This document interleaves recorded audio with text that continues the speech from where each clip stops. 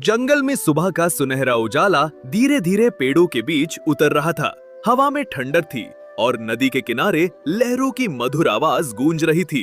हर जानवर अपनी दिनचर्या में लगा था। कोई फल इकट्ठा कर रहा था, कोई खेल रहा था, मगर इस शांति के बीच एक बेचैनी धीरे धीरे पसर रही थी। शेर राजा का जंगल अपने न्याय और अनुशासन के लिए जाना जाता था, पर आज सुबह एक बड़ा अपराध हुआ। राजा के दरबार की स्वर्ण घंटी चोरी हो गई। वो घंटी जंगल के सम्मान का प्रतीक थी, जो हर सुबह न्याय के आरंभ से पहले बजती थी। राजा ने दहाड़ लगाई, जो भी दोषी होगा वो मेरे दरबार में सच बोले या सदा के लिए मौन हो जाए।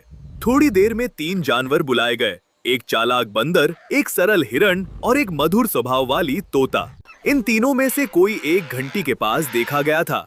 सभी ने एक दूसरे पर शक जताया। तोते ने कहा, मैंने तो बंदर को देखा था।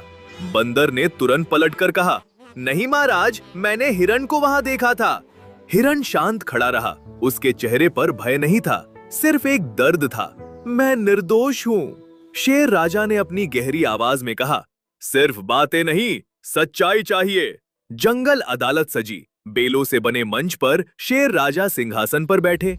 चारों ओर जानवर एक एक कर जमा हुए। उल्लू सचिव, हाथी प्रहरी और सियार चौकीदार।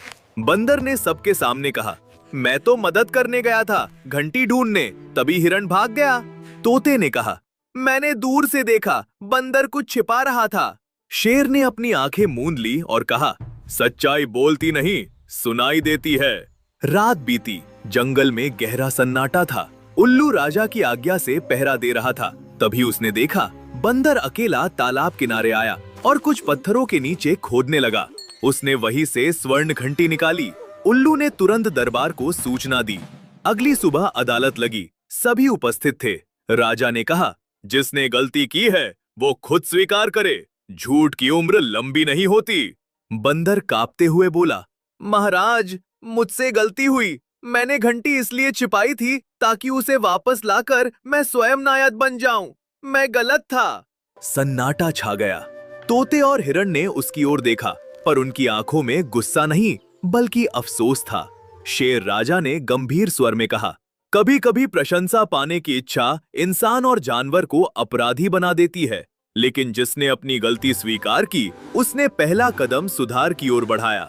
बंदर को जंगल सेवा का दंड मिला और हिरण को सच्चे धैर्य का प्रतीक कहा गया।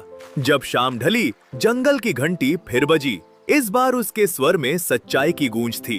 कहानी सिखाती है, झूठ की चमक कुछ पल की होती है, पर सच्चाई की रोशनी सदा जलती रहती है।